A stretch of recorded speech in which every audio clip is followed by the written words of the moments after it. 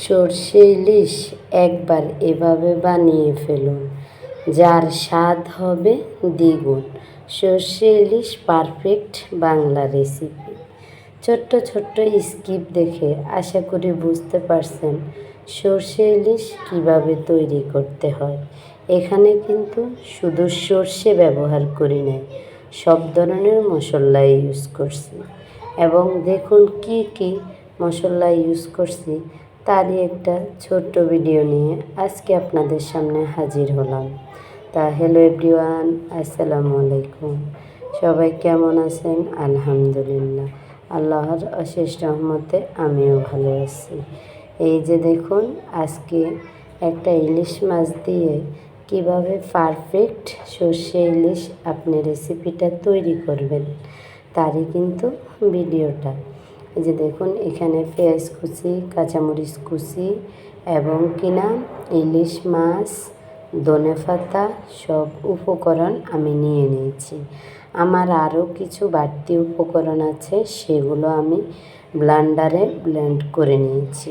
ওখানের বাড়তি উপকরণ হচ্ছে আদা, রসুন, পেঁয়াজ, সর্ষে, শুকনো মরিচ সব কিছু আমি কিন্তু ব্লেন্ডারে ওগুলোকে ভালো করে ব্লেন্ড করে নিয়েছি, যাতে সর্ষে ইলিশটা পারফেক্ট হয়। আমি কিন্তু আলাদা আলাদা কোনো উপকরণ রাখিনি, সবগুলো একসাথেই কিন্তু ব্লেন্ড করে নিয়েছি। এই যে দেখুন, এখানে সর্ষে থেকে আদা থেকে সব মশলাই একসাথে ব্লেন্ড করা।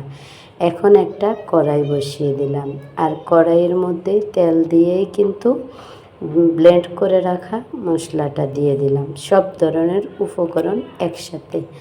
আর এই একসাথেই উপকরণগুলোকে আমি মশলার মধ্যে ভালো করে নাড়াচাড়া করে ভাজা ভাজা করে নেব, যাতে গ্রানটা সুন্দর আসে, ফ্লেভারটাও সুন্দর হয়, দেখতেও সুন্দর হয়, খেতেও টেস্ট এবং সুস্বাদু হয়। সরষে ইলিশ একবার এভাবে বানিয়ে ফেলুন, যার স্বাদ দ্বিগুণ হবে। বাজি ধরে বলতেছি, দেশ এবং দেশের বাইরে আমার ভিডিওটা যদি আপনি ফলো করেন, অবশ্যই আপনি পারবে তৈরি করতে পারবেন। এই যে দেখুন, হালকা কিছুটা পরিমাণ পানি দিয়েছি, মশলাগুলো কষিয়ে পানি দিয়ে হালকা লবণ এবং হালকা কিছুটা পরিমাণ হলুদ দিয়েছি। আর এই হলুদ দিয়ে আবারও ভালো করে নাড়াচাড়া করতেছি, যতক্ষণ না পর্যন্ত উপরে তেল ভাসতে শুরু করছে। আর যখনই তেল ভাসতে উপরে শুরু করবে, তখনই আমি ইলিশ মাছগুলো দিয়ে দিলাম। এই যে দেখুন, তেল কিন্তু ভাসতে শুরু করার পরে আমি ইলিশ মাছটি দিয়ে দিলাম। এখানে আমি একটা ইলিশ মাছ নিয়ে নিলাম, সেটাকে মাঝখানে 4 পিস এবং মাথা লেজা মিলে মোট 6 পিস হয়েছে। আর এই 6 পিস দিয়ে আমি কিন্তু সরষে ইলিশটা দুর্দান্ত রেসিপি হিসাবে তৈরি করতেছি।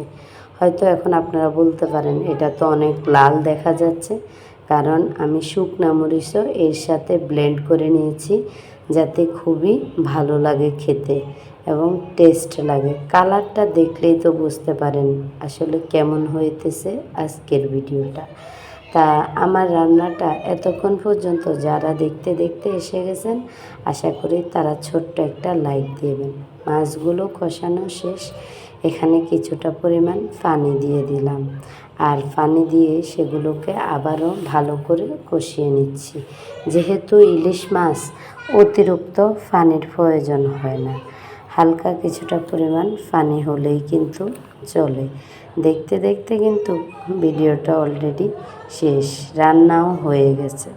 তাই আমার রান্নার কালারটা কেমন হয়েছে আপনার কাছে আমার মতামতটা কমেন্টে জানতে চাই। আর আপনি যদি নতুন হয়ে থাকেন, চ্যানেলটাকে সাবস্ক্রাইব করে আমার পাশে থাকবেন। আমিও আপনাকে অবশ্যই বন্ধু করব, পুরো ভিডিওটা ওয়াচিং করে দিবেন। আপনারা ভালো থাকবেন এবং দেশ এবং দেশের বাইরে যারা সব সময় আমার ভিডিও দেখেন, নিত্য নতুন ভিডিও পাওয়ার জন্য চ্যানেলটাকে অবশ্যই টাইমলাইনে শেয়ার করে রাখবেন, নোটিফিকেশন অন করে দিবেন। দেখুন, পরিবেশনা করে দেখিয়ে দিলাম কেমন হয়েছে। তা আপনারা অবশ্যই ভালো থাকবেন, সুস্থ থাকবেন। আল্লাহ হাফেজ, আসসালামু আলাইকুম এই বলে শেষ